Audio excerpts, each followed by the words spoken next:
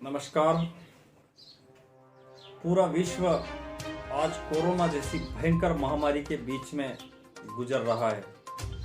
हमारा देश भी कोरोना की चपेट में सुरसा की तरह यह बीमारी धीरे धीरे अपना मुंह खोल रही है और इसके आगोश में आता जा रहा है। मेरा सभी साथियों से अनुरोध है कि हम सब लोग मिलकर के इस लड़ाई को जीतने के लिए एक ही विकल्प है कि हम इसमें सावधानी रखें और निरंतर जो हम अपनी एक दूसरे से दूरी बना करके रखें, हाथ धोते रहे और साफ सफाई का विशेषकर हम लोग इसमें ध्यान दें। लेकिन इसके साथ साथ जो मुझे लगता है कि आज 40 दिन लॉकडाउन को करीब हो गए हैं और 40 दिन में निरंतर हम उस पहलू को भी हम देखते हैं, जो पहलू हमारे बीच में जो उन गरीब लोगों का, मजदूर लोगों का, कमज़ोर लोगों का, किसानों का, व्यापारियों का और ऐसा आम आदमी जिसकी पहुंच किसी नेता से,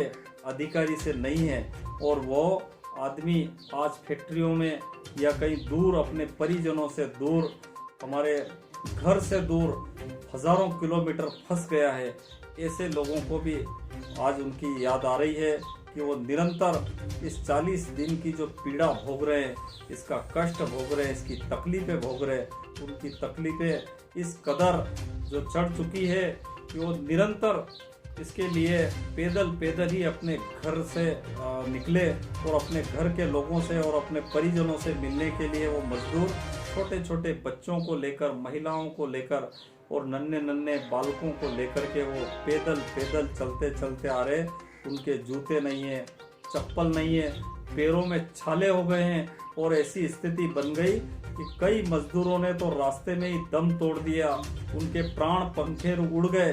लेकिन निष्ठुर सरकार, जो कि सरकार से आस होती है कि जब भी कोई विपत्ति आती है तो व्यक्ति सोचता है या तो राम बचाएगा या राज बचाएगा। लेकिन आज ये स्थिति है कि हम ऊपर वाले की तरफ देखते हैं तो भयंकर हमारे ऊपर महामारी का प्रकोप है और हम सरकार की तरफ देखते हैं तो सरकार भी हमारी कोई मदद करने को तैयार नहीं है। सरकार तो उन लोगों की मदद कर रही है कि आज किसान परेशान, मजदूर परेशान, गरीब परेशान, आम आदमी परेशान, लेकिन मात्र चंद 50 लोगों के हजारों करोड़ रुपये सरकार ने माफ कर दिए। मुझे जानकर आश्चर्य हुआ कि बाबा रामदेव जी जैसे पतंजलि वालों के 200 करोड़ से ऊपर उनके माफ कर दिए। ऐसे चंद उद्योगपतियों के हजारों करोड़ रुपए माफ करके सरकार ने फिर से हमारे सामने ये व्यवस्था करी कि जले पर नमक छिड़कने जैसी जो हमें दिया है। आज ही जब मैंने समाचार पत्रों में देखा तो भारत के प्रधानमंत्री नरेंद्र मोदी जी ये कह रहे थे कि मैं दूसरा पैकेज कोरोना के लिए दूंगा। लेकिन मुझे आश्चर्य होता है कि दूसरा पैकेज कौन सा, जब पहला पैकेज लोगों के पास नहीं पहुंचा। लोगों के पास राशन नहीं है, लोगों के पास खाने को अन्न नहीं है, रोटी नहीं है और वो जो है पैकेज की बातें कर रहे हैं कि हम दूसरा पैकेज देंगे। अरे भैया, कब तक हमारे बीच में पैकेज पहुंचेगा? कब तक उस अंतिम पंक्ति के आदमी तक पैकेज पहुंचेगा? दूसरा सरकार ये जिम्मेदारी ले कि आज उसने जो लॉकडाउन की जो घोषणा करी थी, उन्होंने तो आकर के टीवी पर एक बात कह दी कि आज रात 12 बजे से लॉकडाउन शुरू। लेकिन उस मजदूर का क्या होगा जो मजदूर निरंतर पैदल चलता उसकी रास्ते में मौत हो गई, रास्ते में उसने दम तोड़ दिया। उस बहन का क्या होगा जिसका जो पति है उसने दम तोड़ दिया? उस माँ का क्या होगा जिसका बेटा है उसने रास्ते में दम तोड़ दिया? उसके लिए सरकार की क्या व्यवस्था? एक फूटी कोड़ी सरकार ने आज तक जो रास्ते में मरने वाले मजदूरों को नहीं दी है। आज तक जो कोरोना से लोग जो मरे उनको आज तक एक फूटी कोड़ी सरकार ने नहीं दी है। आखिर कोरोना इस देश में आया क्यों? इसकी जिम्मेदारी लेगा कौन? आखिर कोई ये देश की बीमारी थोड़ी थी, ये बीमारी विदेशी बीमारी थी। और विदेशी बीमारी जब हमारे देश में आ रही थी तब हमारे देश के मुख्य सचेतक आदरणीय राहुल गांधी जी ने ट्वीट करके कहा, उन्होंने प्रधानमंत्री जी से आग्रह किया कि ये बीमारी शीघ्र हमारे देश में आ रही है। जनवरी फरवरी में उन्होंने ट्वीट करके कहा कि इस बीमारी को रोकिए। लेकिन हमारे देश का प्रधानमंत्री मस्करी करने के अलावा उन्होंने कुछ नहीं कहा। वो मस्करी भी इस तरीके से कर रहे थे, अरे राहुल बाबा कह रहे हैं कि हमारे देश में जो कोई महामारी आने वाली है। जब देश में इस तरीके की जो मस्करी हमारे देश के प्रधानमंत्री ने करी और जो गैर जिम्मेदाराना हरकत इस देश के प्रधानमंत्री ने करी, उसको कतई माफ नहीं किया जा सकता।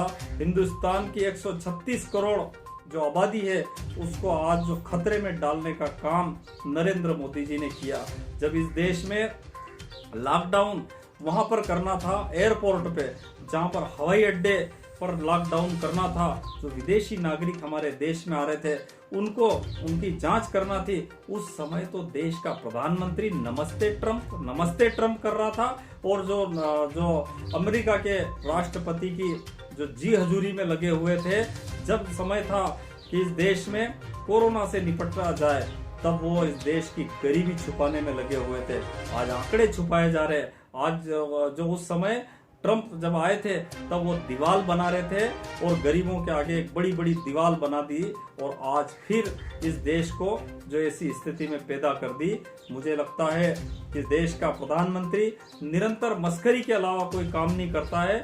और जब उस समय उन्होंने ये जो बात करी थी तो उस समय का उनको ध्यान रखना चाहिए और उन मजदूरों को, उन गरीबों को, उन किसानों को मदद पहुंचना चाहिए। इसके साथ साथ हम मध्य प्रदेश की बात करते हैं तो मध्य प्रदेश का मुख्यमंत्री जो भी शिवराज सिंह चौहान है, जब वो उस समय हमारे यहाँ के तत्कालीन स्वास्थ्य मंत्री थे जो कोई सिलावट करके थे, उन सिलावट को उन्होंने वहाँ बेंगलुरु में ले जा करके घेर रखा था। जब यहाँ लोगों की मदद करना थी तब स्वास्थ्य मंत्री वहाँ सौदेबाजी कर रहा था। और ये जो शिवराज सिंह चौहान है, ये जो है सरकार गिराने में लग रहे थे। ऐसी परिस्थितियां इस प्रदेश में करी और आज जो निरंतर हम देखते हैं तो धीरे धीरे हमारा प्रदेश भी लगातार, और हमारा मंदसौर मल्हारगढ़ क्षेत्र भी धीरे धीरे करके ये जो बीमारी में आ रहा है।